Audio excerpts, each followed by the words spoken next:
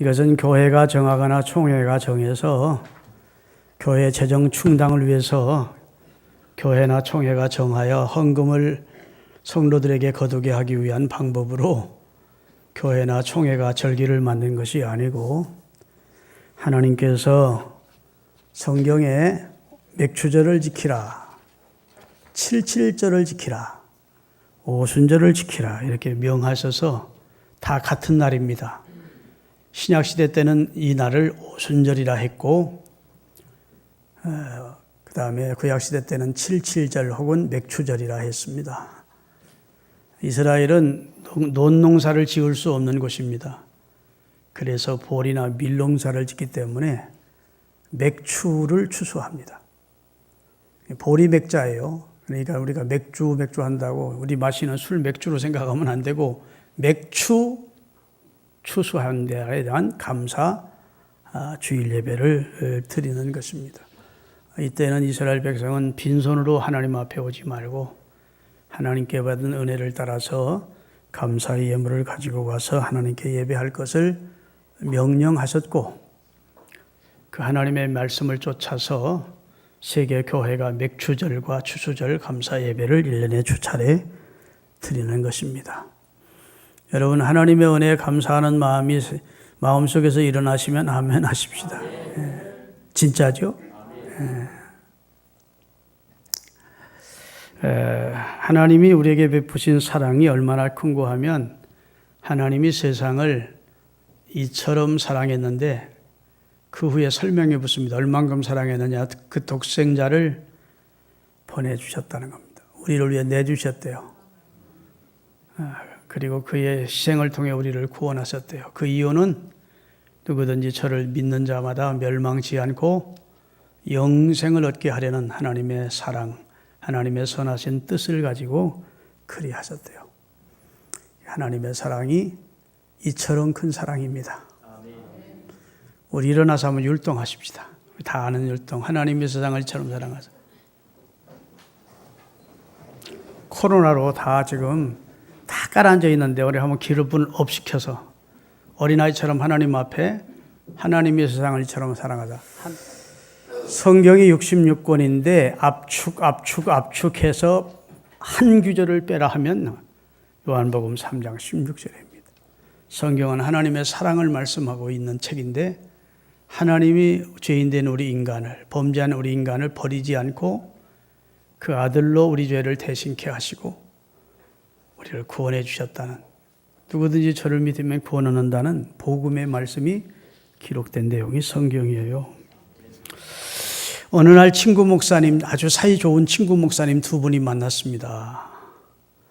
근데 한 목사님은 아들만 다섯이고 한 목사님은 딸이 하나입니다.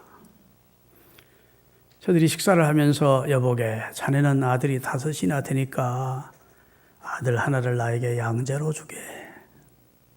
그럼 내가 잘 키워서 훌륭한 인물로 키워서, 그럼 자네도 좋지 않은가? 그러니까 아들 하나를 나한테 양자로 주게 그런 거예요. 뭐 그러지 뭐. 그렇게 생각 없이 농반 진반 던졌는데 무심결에 그러지 뭐. 그리고 집에 돌아와서 사모님한테, 여보, 우리 아들 다섯 중에서 아무개 목사한테 하나는 양자로 보내게 그랬더니 막 사모님이 노발 네발 난리가 난 거예요. 그래도 이 의리파 목사님이, 의리를 중시 여기는 목사님이, 목사가 한번 뱉은 말은 지켜야 하는지. 그리고 다섯 아들이 잠자는 방으로 들어가서 물끄러미 아들들 얼굴을 바라보고 있었습니다. 그러다가 어느 아들을 그 친구 목사에게 양자로 보낼까 하고 큰 아들을 보내니까, 아이고 장남 안 되지, 내 상속자인데, 우리 가문을 이어갈 상속자인데 안 되지. 둘째를 보니까 아이고 안 되지, 이 아이는 그래도 다섯 형제 중에 제일 똑똑하고 머리도 좋고 공부도 잘하는데 이 아이는 안 되지. 셋째를 보니까 아유, 이 아이는 제일 나를 쏙 빼닮은 아이인데, 제일 미남인데 이 아이는 안 되지. 넷째 아들을 봐도 안 되지. 얘는 병치레 늘 자주 하는 병약한 아이인데, 그래 늘 마음이 애처로운 아이인데 친구 목사한테 이 병치레를 한 아들을 보낼 수는 없지. 내가 끝까지 돌봐줘야지. 마지막 다섯째 아들을 바라보니까 다섯째 아들은 이건 내 삶의 행복이고 기쁨이고 요즘 내 사는 보람이 나인데 귀염둥인데 아이고 안 되지. 그리고 털썩 주저앉았대요. 그러고 나서 요한복음 3장 16절이 생각이 나더래. 엉엉 울었답니다.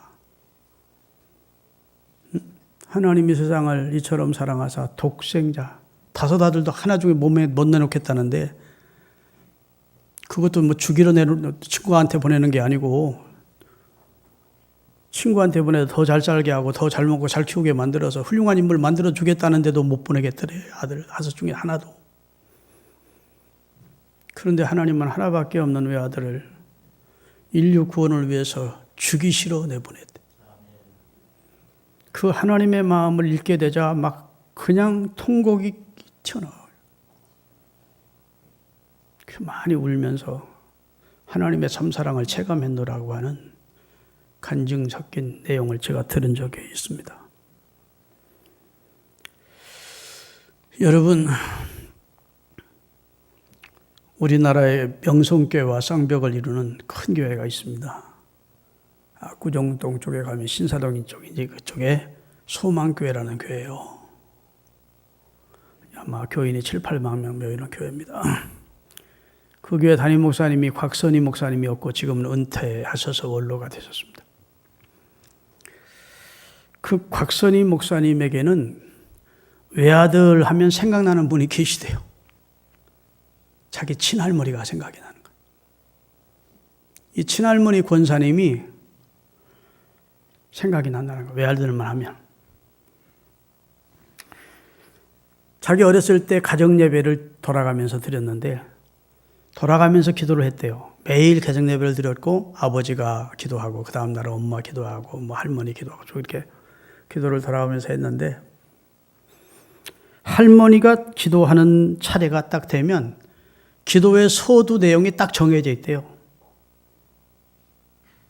뭐라고 기도를 시작하느냐? 하나밖에 없는 외아들을 우리를 구원하시기 위해서 내주신 하나님 아버지. 그리고 훌쩍훌쩍 우신대요. 한참 우시다가 기도를 이어가신대.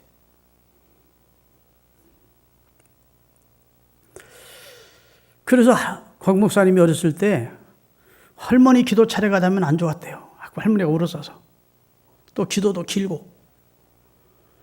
그리고 우리 할머니 오늘 기도하시다가 또 오시겠구나 싶으면 그 예상이 빗나간 적이 한 번도 없대요. 꼭 오셨대. 근데 기도의 처음 서두를 이렇게 시작하시는데 꼭 하나밖에 없는 외아들을 우리를 구원하시기 위해서 희생해 주신 하나님 아버지. 그리고 울기 시작한대.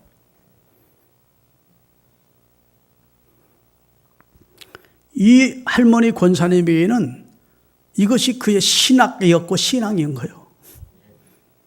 이 할머니에게는 특별한 간증이 있다는 겁니다. 이 할머니는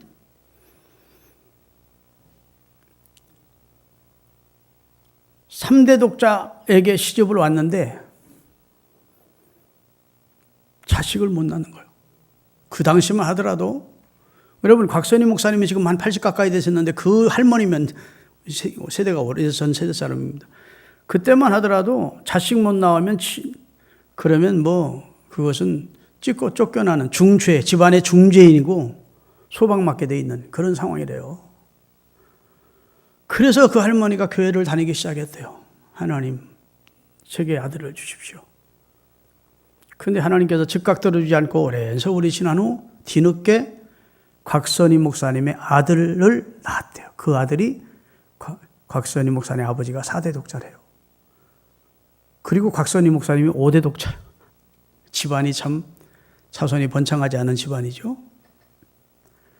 그러니까 이 할머니에게는 곽선희 목사 아들, 곧 할머니의 아들이 우상이래요. 우리 아들, 이 아들 때문에 내가 쫓겨나지 않고 이 아들 때문에 사람 대접받고 이 아들은 내가 생명 같은 아들이다. 그렇게 생각하고 살았는데 어느 날 성경을 읽다가 하나님은 외아들을 우리 인류를 위해서 희생의 제물로 내주셨다. 거기에 그냥 양반이 충격을 받은 거예요. 아멘 좀 하세요. 아니 자기에게는 생명 같은 아들, 외아들, 감히 생각할 수도 없는 아들인데 하나님은 그 외아들을 전 인류의 구원을 위해서 십자가를 지고 인생의 죄악을 속량하고 감당하라고 우리를 위해 희생의 제물로 내주셨다니까 거기서부터 이 할머니는 감격스러운 겁니다. 야, 하나님에 대한 뭐 신학이나 교리나 필요 없는 거예요. 그분은 더 할 필요가 없는 거예요. 이런 하나님이라면, 이렇게 좋으신 하나님이라면, 이런 큰 사랑을 가진 하나님이라면 내가 그분의 은혜를 보답해야지. 내가 그분의 사랑 때문에 구원받은 거 아니냐?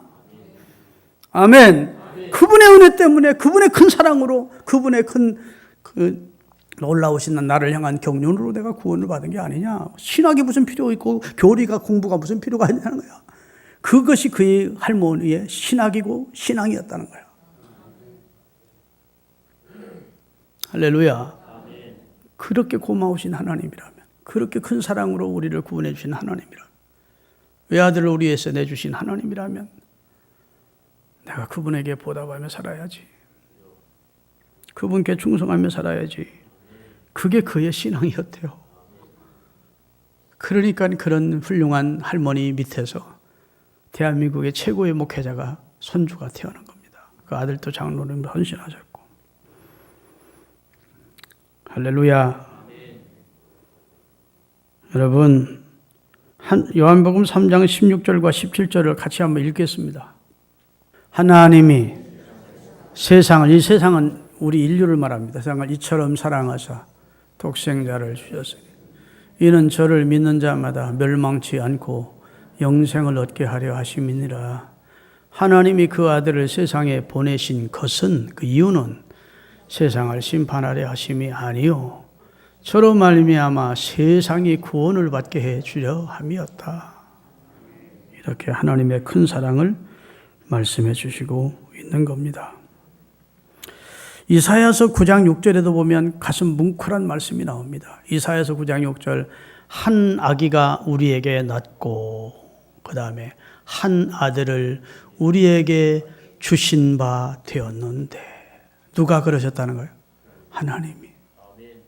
한 아들, 독생자를 우리에게 주신 바 되었는데 그가 인류의 모든 정사를 메고 인류의 죄를 속량하셨는데 그분은 평강의 왕이고 영존하신 원래 하나님이고 전능하신 신이었다. 이렇게 말씀해주고 있는 거예요. 어느 가정이고 자식은 귀하죠. 더더군다나 외아들이라면 그 얼마나 귀하겠습니까? 어떤 장로님, 젊은 장로님이 부인 슬하에, 부인과 함께 살았는데 슬하에 딸 7을 연속해서 낳은 겁니다. 8번째 아들이 태어났어요. 그 아들 얻은 기쁨이 너무 기뻤습니다. 그래서 한 달 동안 아들을 낳은 기쁨에 잔치를 했대요. 매일 잔치는 안 했겠지만 하여튼 장로님 축하합니다. 아무개 축하해. 그러기만 하면 오늘 저녁 우리 집에 오십시오. 그리고 막 융숭하게 대접하고 장로님 축하합니다. 그러기만 하면 뭐 드시고 싶으냐고 식당 정해가지고 식당 차려가고 하여튼 한 달 가까이를 그렇게 아들 얻은 기쁨을 누렸대요. 그 장로님에게, 그 부인 권사님에게는 그 아들, 생명 같은 아들, 소중한 아들이죠. 그 장로님이 그 아들을 얻고 나서야 요한복음 3장 16절의 말씀이 감격으로 와 닿더라는 겁니다. 아, 하나님은 나는 7딸이 있는데도 아들이, 이 아들, 이 생명 같은 아들, 이 아들 달라면 나는 못 줄 텐데 하나님은 아들을 주셨구나. 이렇게 생각하게 됐다고 그래요. 얼마나 나를 사랑하셨으면 하나뿐인 아들을, 그리스도를 희생의 제물로 보내서 내 죄를 대신케 하시고 구원해 주셨겠습니까? 아들을 내어주신 하나님의 사랑을 기억하고 그 사랑을 되새기고 그 사랑에 감사해 하는 것이 은혜 안에 사는 삶입니다. 신앙생활 복잡하고 어려울 게 없어요. 뭐 성경 공부 많이 해서 성경 박사 돼서 여러분 신학 박사 될 필요가 없어요. 할렐루야. 여러분들이 다 재벌 될 필요가 없어요. 여러분들이 다 교회 장로님 되고 뭐 교회 권사님 돼야 될 필요가 없어요. 그런 것들이 중요한 게 아니에요. 하나님이 자기 아들을 나를 구원해 주시기 위해 보내주셨구나. 그 사랑이 너무 고맙구나. 나는 본질상 진노의 자녀이고 허물과 죄로 죽어 하나님이 그 아들을 보내주시지 만약 않았다면 나는 영원히 지옥의 형벌을 당할 수밖에 없는 나였는데, 절대 소망이 없었는데 하나님이 그 아들을 통해서 나와 우리 가정을 구원해 주셨구나. 내가 그분께 어떻게 보답하지? 그런 마음으로 우리가 직분도 감당하고 충성도 하고 교회 헌신도 하고 하는 것이지, 내가 장로 돼야 되는데 장로 안 돼서 나는 이 교회 다니기 싫다. 그거 너무 유치한 겁니다. 내가 권사 안 돼서 그런 거요. 너무 유치한 거예요. 여러분, 다른 데 마음을 두지 마시기를 바랍니다. 하나님의 사랑에 그냥 화살이 꽂히듯 다 꽂혀야 돼요. 하나님의 사랑. 하나님이 내게 베푸신 은혜. 하나님의 사랑. 그리고 그분의 은혜를 보답하고자 하는 마음. 그게 신앙의 본질이에요. 본질. 이 사실을 망각하고 잊어버리면 하나님의 뜻을 거역하는 자가 되죠. 교회 중직자 가운데 하나님의 뜻을 거역하는 자들이 많습니다. 왜? 이 은혜를 잊어버리기 때문에. 하나님이 내게 베푸신 큰 사랑을 잊어버리고 어느 날부터 우쭐하기 시작하고, 어느 날부터 자기 의를 내세우기 시작하고, 뭐 그러면서 교회가 어려움 나고 노회가 어려워지기도 하고 총회가 어려움을 겪는 그런 앞장서는 목사님들도 장로님들도 많이 있어요. 우리 그러지 마실 수 있기를 바랍니다. 본질을 잊어버리면 안 돼. 나 원래 불의한 존재이고, 나 원래 죄된 존재이고, 나 원래 무능한 존재이고, 나 원래 영멸해야 될 존재인데 하나님이 외아들을 내주신 사랑으로 내가 그 은혜로 인하여 구원을 얻었어. 뭐 내가 대단한 존재였다가 하나님이 나 살펴서 구원해 준 게 아니거든. 그렇게 이 사실을 잊어서는 안 된다고요. 할렐루야. 오늘 로마서 8장 32절을 다시 한번 본문을 같이 큰 소리를 읽어보십시다. 자기 아들을 아끼지 아니하시고 우리 모든 사람을 위하여 내주시니가 어찌 그 아들과 함께 모든 것을 우리에게 은사로 주지 않겠느냐, 선물로 주지 않겠느냐. 이 세상에 가장 소중한 존재가 있다면 하나밖에 없는 아들인데 그 아들을 우리를 위해서 내주신 하나님이라면 다른 건 안 주겠느냐. 논리적으로 당연한 말씀을 하고 계신 겁니다. 놀랍지만 너무나도 당연한 논리를 말씀하고 있는 거예요. 그런데 이 말씀을 하시기 전에 전제가 있습니다. 그 전제를 말씀하셨는데 그 말씀을 하시고 결론적인 내용이 오늘 본문이거든요. 그 전제란 하나님께서 그 아들을 자기 백성인 우리를 위하여 우리 구원을 위해서 내주셨다는 겁니다. 그렇게 내주신 하나님이 자기 백성의 필요를 따라서 다른 것은 안 주겠느냐? 이런 말이에요. 아멘. 성경에는 이처럼 하나님의 논리를 보여주는 내용이 많아요. 마태복음 6장 30절 띄우겠습니다. 오늘 있다가 내일 아구기에 던지우는 들풀도 하나님이 이렇게 입히시거든. 하물며, 여기 하물며라는 말이 강조하는 거예요. 너희일까 보냐. 너희는 하나님의 자녀인데 하나님이 너희를 먹이고 입히지 않겠느냐. 들의 백합화도 입히고 공중에 나는 새도 먹이시는 하나님이 하물며 하나님의 자녀로 선택한 너희를 책임져 주지 않겠느냐. 그 말이에요. 논리적으로 정당한 논리라고 생각되는 분 아멘 하십시다. 마태복음 7장 11절입니다. 너희가 악한 자라도 좋은 것으로 자식에게 줄 줄 알거든 하물며 하늘에 계신 너희 아버지께서 구하는 자에게 좋은 것 주지 않겠느냐? 아무리 나쁜 악독한 사람이라도 자기 자식에게는 좋은 것 주는데 선하신 하나님, 사랑의 하나님이 우리가 달라는데 좋은 것으로 주지 않겠느냐? 그런 말씀이에요. 논리적으로 맞는다 생각되면 아멘을 하십시다. 또 성경에 보면 누가복음 18장 6절에서 7절입니다. 다 같이 또 주께서 가라사대 불의한 재판관의 말한 것을 들으라. 하물며 하나님께서 그 밤낮 부르짖는 택하신 자들의 원한을 풀어주지 않겠느냐. 이 내용을 좀 설명합니다. 어느 한 곳에 불의한 재판관이 있었대요. 얼마나 악독한 사람이고 돈만 하는 사람인지 돈 없는 사람들, 천한 사람들을 이제 무시하는 사람이었대요. 그런데 그곳에 억울한 사연을 가진 과부가 자기 송사를 해결해 달라고 이 불의한 재판관을 찾아다니며 간청하기 시작했대요. 하나님도 두려워하지 않고 사람도 무시하는 이 재판관이 볼 때 그 사람의 소원을 들어줄 필요가 없었어요. 들은 대꾸도 안 했대요. 그런데 출근하면 출근하는 데 쫓아오지, 집에 퇴근하면 퇴근하는 데 쫓아오지, 화장실 가면 화장실 가는 데 쫓아오지, 화장실 갔다는 말 없어. 하여튼 계속 쫓아다니니까 그가 그렇게 말합니다. 내가 하나님도 두려워하지 않고 사람도 무시하는데 이 여인의 소원을 들어주지 않았다가는 내가 번거로워 못 살겠다. 내가 결국은 들어줘야 됐다고 이 여인의 소원을 들어주었다.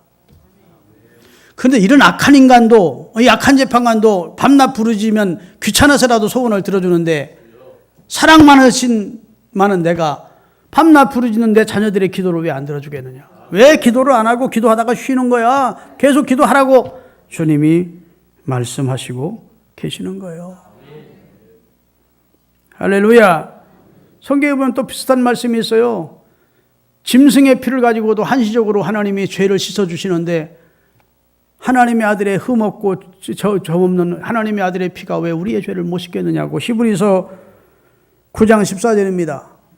하물며 하나님께서 자 같이 하물며 영원하신 성령으로 말미암아 흠없는 자기를 하나님께 드린 예수님의 피가 어찌 너희 양심으로 죽은 행실에서 너희를 깨끗하게 하고 살아계신 하나님 양이나 염소의 피 가지고도 구약시대 때 한시적으로 속죄를 받았거늘 흠없고 점없는 하나님의 아들 예수님의 피가 왜 우리 죄를 못 씻는다고 생각하느냐.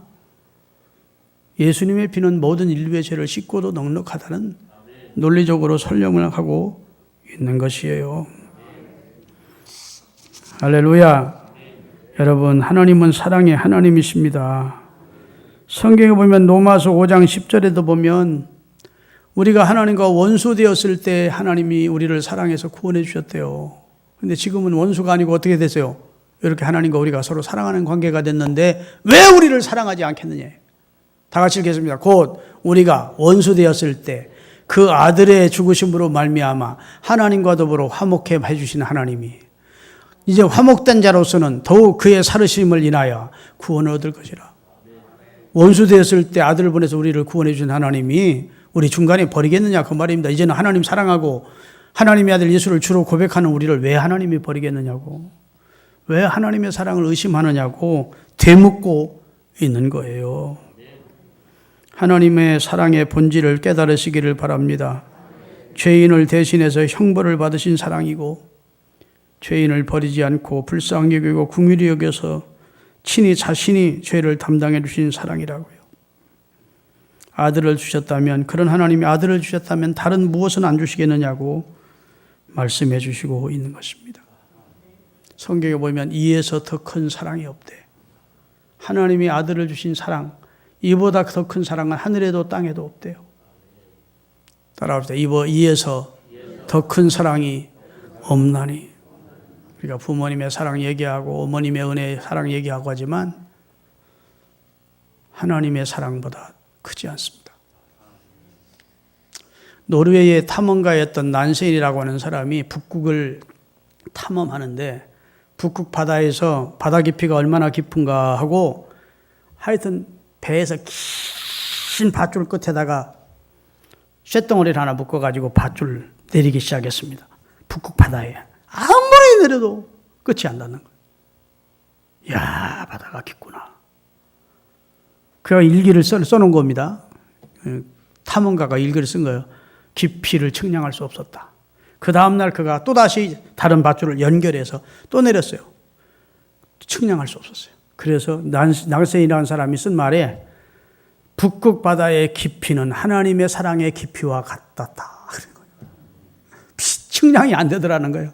측량할 수 없는 하나님의 사랑을 표현하고 있는 것입니다. 할렐루야. 아까 제가 얘기했죠. 아들 죽이겠다는 거 아니고 양자로 보내주면 자네가 키우는 이상으로 내가 그 아들 사랑으로 키우겠다는데도 못 보내겠다는 거예요. 아까워서. 그런데 하나님은 외아들을 우리를 위해 희생시키러 보내주셨대요. 이 사랑 앞에 토달 사람이 어디 있습니까? 하나님 사랑이 더 확실해야지 뭐. 나는 그래야 믿겠어. 극난한 사랑. 그게 하나님의 사랑임을 깨달으시기를 예수님의 이름으로 축원합니다. 할렐루야. 요한일서 3장 1절입니다. 보라, 아버지께서 어떠한 사랑을 우리에게 주사 하나님의 자녀라 일컬음을 얻게 하셨는고 우리가 그런 사람이다. 그러므로 세상이 우리를 알지 못하면 하나님이 얼마나 큰 사랑으로 우리를 사랑해 주셨는지를 모르기 때문에 세상은 예수님의 사랑을 모르는 거야. 그러나 우리는 하나님을 알고 예수님의 사랑을 알기에 그가 우리를 얼마나 큰 사랑으로 사랑해 주시는지를 알기에 나는 적어도 하나님의 사랑을 받는 사람이라고 자긍하며 감사해야 할 수가 있는 것입니다. 할렐루야. 여러분, 사랑은 희생이에요. 우리가 자식을 위해서 모든 걸 희생할 수 있는 것은 자식을 사랑하기 때문이지요. 하나님은 사랑이십니다. 그래서 그분은 우리를 위해서 희생해 주셨습니다. 할렐루야. 사랑은 사랑하는 대상에게 가장 필요한 걸 주는 거예요. 인간을 사랑하는데 인간에게 지금 제일 필요한 것이 구원이에요. 죄의 삭선 사망인데 그 사망에서 건져내야 되겠어요. 그 방책으로 하나님이 그 아들이 대신 인류의 죄를 감당하도록 하신 것입니다. 그리고 누구든지 저를 구주로 믿으면 구원을 받게 해 주신대요. 자, 저를 보십시오. 결론적으로. 아들을 우리에게 주신 하나님이 다른 것은 주시지 않겠느냐. 그러면 다른 것도 다 주시려고 예비돼 있다는 것입니다. 그럼 우리가 뭐 해야 돼요? 구하는 겁니다. 마태복음 7장 8절 읽겠습니다. 구하라 그러면 너희에게 주실 것이요. 찾으라 그러면 찾을 것이요. 문을 두드리라 그러면 너희에게 열릴 것이니. 구하는 이마다 얻을 것이요. 찾는 이가 찾을 것이요. 찾는 이가 찾고 두드리는 이에게 열어주지. 찾지도 않는데 두드리지도 않는데 열어주지 않는다는 겁니다. 구해야 되는데. 아멘. 예레미야 33장 3절입니다. 너는 내게 부르짖으라. 내가 네게 응답하겠고 네가 알지 못하는 크고 비밀한 일을 네게 보이리라. 하나님은 아들을 주셨어요. 다른 건 아끼겠느냐는 거예요. 우리가 필요로 하는데 다른 건 안 주겠느냐? 그 말입니다. 기도하여 얻는 여러분이 되시기를 바랍니다. 토요일 날 저녁 먹고는 저희 내외가 늘 가는 코스가 있습니다. 산책을 가는데 여기 선사의 욕지를 지나 쭉 올라가서 올림픽대로 밑을 통과해가지고 한강 공원을 걸어서 오면 한 15,000보 걸어요. 근데 요즘 제가 여기 팔꿈치가 아파서 옛날 영림내과, 청호동 천주교회 앞에 영림내과에 선초로 재활의학과 병원이 있어요. 거기를 다녀. 웬만하면 참겠는데, 어떤 데 연필도 놓치고, 칫솔지도 못하고, 그랬더니 그 원장님이 많은 주사기를 훅 찔러주기 전에 굉장히 아픕니다. 아픈 거 잘 참으시세요? 그래서 그냥 아무 소리 안 했어. 훅 찔렀는데 아닌 게 아니라 조금 아파. 그러고. 그랬더니 또 조그만 주사기 가지고 막 여기를 사지방 없이 막 찔러대는 거예요. 팍팍팍. 표시도 안 하고 가만히 있었더니 아이고 선생님 참 잘 참으시네요. 그래. 그래서 우리 예수님은 우리를 구원하기 위해서 십자가에 못 박히는 고통도 감당했는데 이거 아직은 못 찾겠습니까? 내가 그랬어. 예? 예수님의 순환에 비하면 이까짓 게 뭐가 없습니까? 그랬더니 교회 다니세요? 그래. 고개를 끄덕끄덕.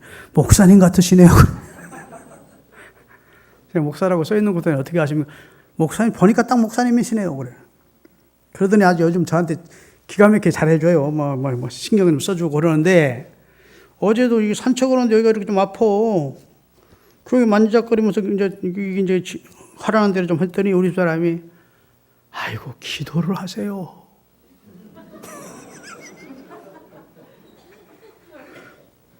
기도를. 목사님이 기도를 하셔야지. 그러면서 본인이 한 2, 3년 전에 여기 어깨가 많이 아팠거든요. 우리 집사람 왼쪽 어깨가.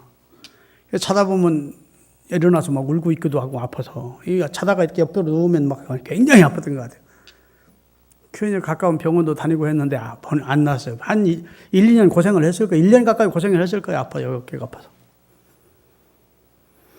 근데 기도하러 교회 저녁에 나와서 기도하다 하는데 성경 말씀이 탁 떠오르더래요. 너희 가운데 고난당한 자 있느냐 기도해라. 병든 자 있느냐 기도해라. 그래서 막 여기를 붙들고 하나님 앞에 통곡하면서 기도를 했대요. 나 좀 치료해 주시라고. 나 죄를 용서해 주시라고. 당신이 무슨 죄가 있어서 내가 어제 그랬어. 내가 볼 때 당신은 천사편인데 뭔 죄가 있어서.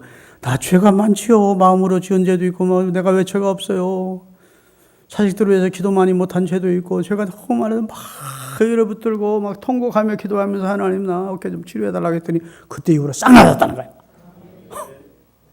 당신은 목사 아니냐는 거야. 왜 여기 붙들고 이래서 하느냐는 거야. 기도하면 되지. 홍두깨로 뒤통수도 맞은 것 같더라고. 그래서 화요일 날 예약 잡혔는데 나 안 가야겠다.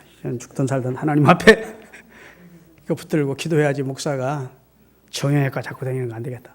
그래서 저도 기도하기로 마음먹었습니다. 우리 사람 믿음이 목사님이 저 사람이 목사 돼야 되고 내가 사모 돼야 되는데 사실이지 않습니까? 너희 가운데 고난당한 자 있느냐? 기도해라. 아멘. 내 응답해 줄게. 크고 비밀한 일로 역사해 줄게. 치료해 줄게. 우리는 아들을 주신 하나님의 사랑은 아멘으로 받아들이고 그 외에 다른 것도 더 주시겠다는 하나님의 말씀은 안 믿어. 우선 급한 것이 내가 뛰어다니고 하는 거예요. 목사, 오늘 맥주감사주일에 하나님의 큰 사랑에 감업해하면서 외아들을 주신 하나님의 큰 사랑에 감업해하면서 다른 것도 주시겠다는 하나님의 사랑에 또 감사해하면서 구하며 사십시다. 구해. 그래서 하나님의 응답 받아보면 그렇게 행복하고 좋은데 기도하시겠습니다.